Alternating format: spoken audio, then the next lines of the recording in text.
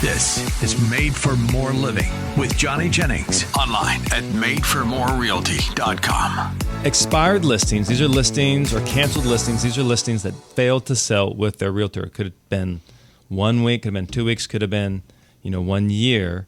But regardless, we're seeing an uptick of these houses that are failing to sell in the market that we're in right now. Yeah. And just because of the level of marketing Made for More does, we've seen an increase in the number of people reaching out to us, Right. saying, hey, I heard your ad on the radio, I saw your billboard, I saw you on YouTube, can you help me? Right. And then we look up the address and they're listed, right? And so what we're seeing is a lot of people who maybe didn't do their due diligence, picked the family friend, Right. went with the cheap option, and now they're regretting their decision and they're wanting to cancel the agreement. Yeah. So what would your recommendation be, Ryan, for somebody that calls us, and how should, like from a broker's perspective, from the real estate police, Right. how should we handle that? Yeah, it's tough for us because if they are in contract with somebody, they have an active listing, that's agency relationship, right? And so we're regulated by the Department of Real Estate, and they define agency relationship and what we can and cannot do. So we can't interfere with somebody else's agency relationship. So if a consumer calls Made for More and says, hey, I'm working with somebody, that should be the first thing we do is say, hey, listen, I would love to work with you, but I can't work with you while you're working with somebody else because they have exclusive rights to do this. So you have to have a conversation with them first about, are you going to continue working together or not? After you have that conversation, and if you guys choose not to work together, then we're happy to go down that path with you. So do we need to wait till we have like written proof that the agency's been canceled? Yeah, I mean, if they tell you, you don't necessarily need to have the cancellation of listing in hand yourself. You can trust the word of your consumer. If they're telling you, yes, I canceled the listing, I signed a cancellation of listing, you can take their word for that. You don't have to have them forward it to you. Well, we're hearing a lot of is like, yeah, I'm trying to cancel, but my agent won't let me out. Right. At that point, we're still hands off, right? You're still hands off. Because when you think about it, right, a lot of people think about a real estate transaction between a buyer and seller, and that's a contract. That purchase agreement is a contract. Yeah. Well, the listing agreement is also a contract. It's a contract between the listing brokerage and the seller. And listing brokerage, not the agent. That's right, the listing brokerage. And if one party wants to cancel, it takes two to tango, right? And so they have to get both people on board to sign that cancellation. If either party, whether it's the buyer whether it's the seller or the brokerage, if either one of them is unwilling to sign, the contract remains, and we can't step in. Got it. Yeah. So that's what we've just had to start telling people to do, because it's like, I don't want to get dragged into a code of ethics. That's right. Like hearing, or is that what they're called? Hearings? Yeah, a grievance committee. Hearing, yeah. Because that's just yeah. So let's say somebody is called into one of these hearings or these committees. What happens? Like what can the agent expect? Yeah, so a lot of times the complainant will draft something up and say, hey, here's what happened. They can provide documentation and whatnot. Before the committee even reaches out to the respondent, they review all that stuff, and they will add and delete certain provisions. So the complainant may say, hey, I think they're in violation of Code of Ethics Article 1, Article 4, Article 6, whatever it may be. And the grievance committee will say, well, no, 6 doesn't really apply here. But guess what? 8 does, and you didn't ask for that, but we're going to add 8 on, right? And so they go through and they do that, and then they send it to the respondent. And they say, hey, by the way, you've got a complaint. We need a response. The respondent has to put something together and then send it in, and then a hearing gets scheduled, essentially, where kind of think of it like court. It's not court, but that's kind of the concept. As you go in and you have to present your side, and the committee makes a decision. I remember being, when I was a member of Sacramento Association of Realtors, there's all these different committees you can be on. Yeah. And a lot of people wanted to be on the grievance committee. Yeah. Because it's almost like daytime television. It's pretty interesting. I can tell you from personal experience, as a designated broker, so what happens a lot of times is not only does the agent get named, but then the designated broker gets named as well. Oh, really? Yeah. And so I unfortunately have to deal with it in my role a lot. And I genuinely do not think that it is a fair process.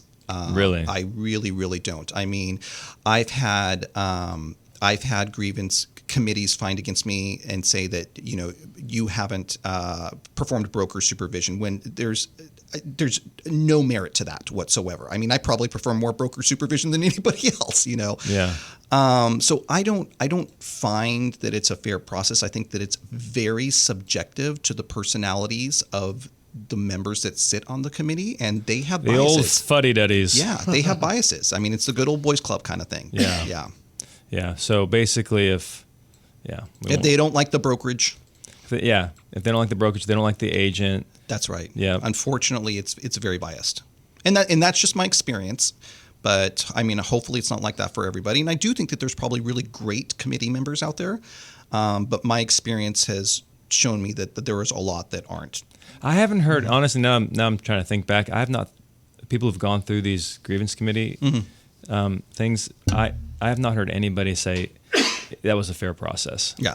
Like nobody likes it. Yeah. I don't think it's a fair process. And anybody can a consumer can file a complaint. It doesn't even have to be somebody who's a member. Oh, really? Yeah. And so we deal with those too, where consumers will go and they'll take the complaint. Yep. Okay. So let's say you're a seller, you're trapped in this listing agreement, Yep. you want out, the listing agent broker says, yes, we will let you out. By the way, here's a list of people Right. who I showed the property to or that were in the property when I was marketing it.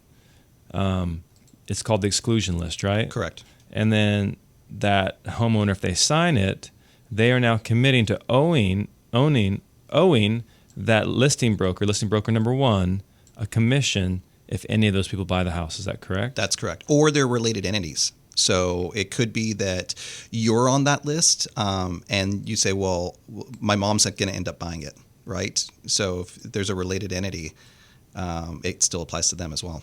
Okay. Mm-hmm. So because I got in a little heated argument with somebody the other day, and I said, no, I am not responsible for paying, like my brokerage, Johnny is not responsible Correct. for paying that other brokerage.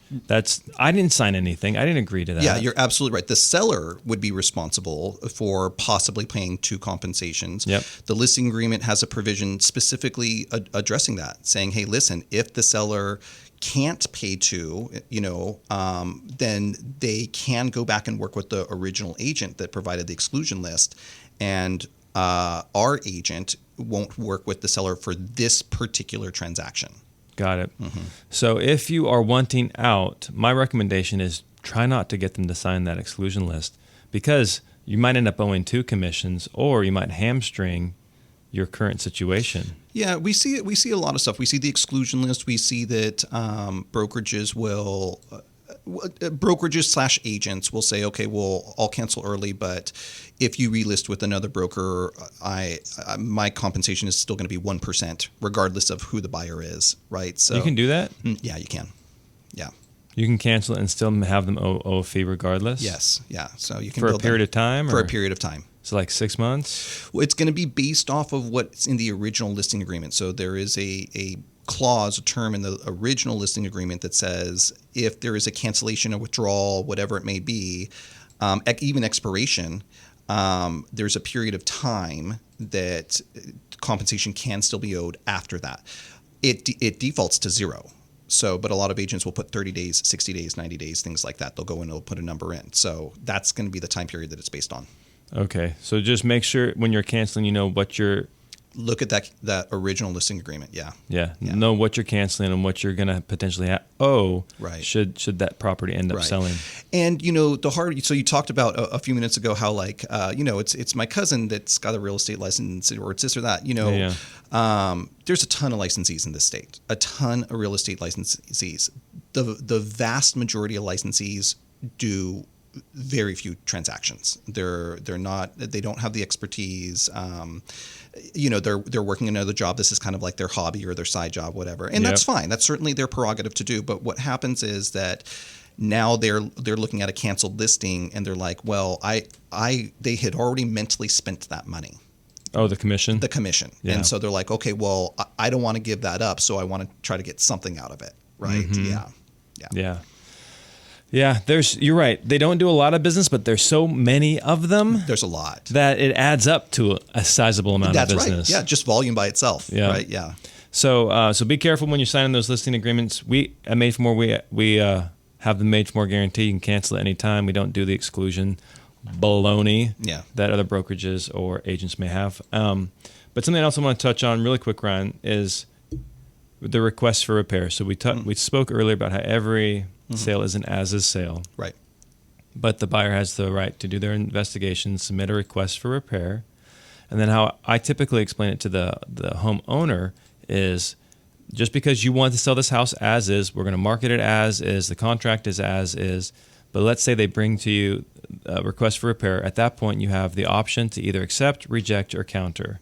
You can do any of those three things. But if if it's a health or safety thing, we probably want to address that, because buyer A is going to want that, buyer B is going to want it. If it's a lender related thing, Right. they're typically going to want that. Yeah. How do you recommend structuring that negotiation so it's most beneficial to both the buyer and the seller? Like, what would you recommend? Yeah, great question. And health and safety, like you just said, I think is paramount, right? Because we talk about, I deal with lawsuits and I deal with different things.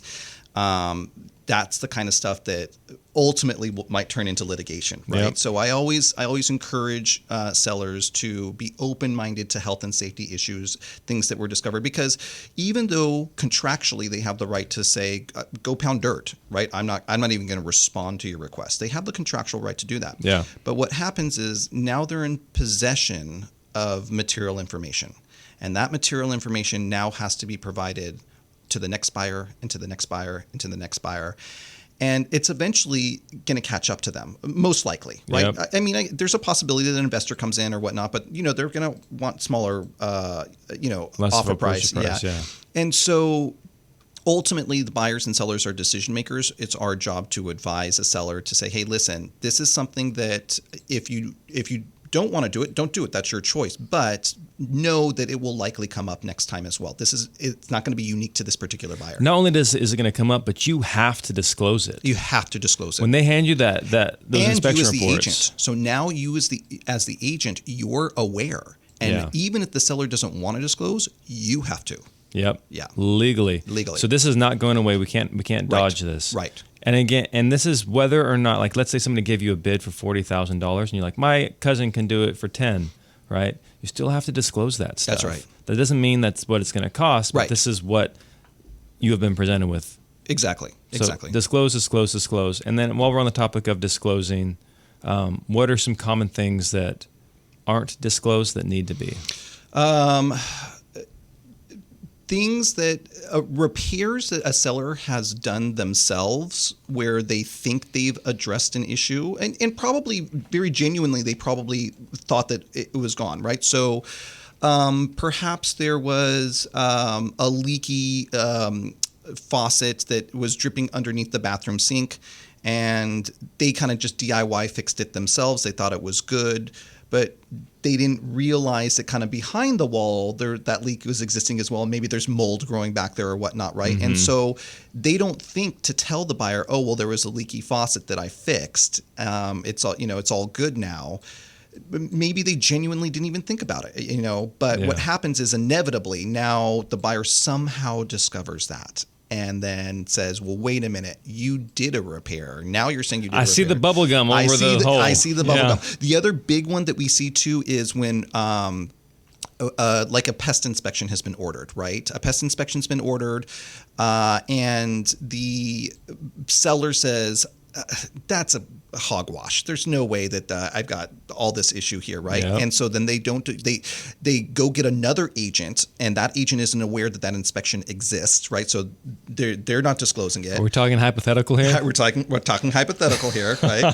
That agent doesn't know it exists, and then what happens is the buyer now discovers an issue, whatnot, and maybe they called the pest company, whether post close of escrow, they happen to randomly call the same pest company, and they're like, hey, we were there 2 months ago. Here's our report. That gets sellers into trouble a lot because the buyers discover that something was there that wasn't given to them. Sellers disclose. Just disclose. If you're like, should I disclose this? Yes. Yes. The answer is yes. Yes. And then deaths as well. Yeah, right? Deaths. Any death in the property in the preceding 3 years has to be disclosed. Yes. And what was it? And then if the death was a result of HIV or AIDS, that also has to be disclosed. Yeah. Again, Yep. we're not making these rules up. Yeah. This These is aren't what our it is. rules. These are state laws. Yeah. So the other thing too, and I want to get your thoughts on this, but there's a period of time where if a repair is made, the buyer and it fails, the buyer can then come back on the seller, and I want to get your thoughts on this and see if maybe I'm on the same page. Back after this.